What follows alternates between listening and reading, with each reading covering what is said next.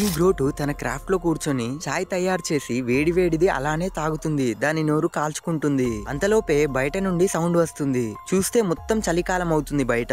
ఇంకా స్వెటర్ వేసుకొని ఎంజాయ్ చేద్దామని బయటికి వస్తుంది. కానీ అప్పుడే కాల్ జారి స్కిడ్ అవుతుంది. తర్వాత చేతులని కాళ్ళని పెద్దగా చేసి ఆడుకుంటుంది. అప్పుడే ఒక మెరుస్తున్న చెట్టును చూస్తుంది. దాని దగ్గరికి వెళ్లి ఊపుతుంది. ఆ చెట్టు మీద నుంచి ముళ్ళ లాంటి మంచు మీద పడుతుంది.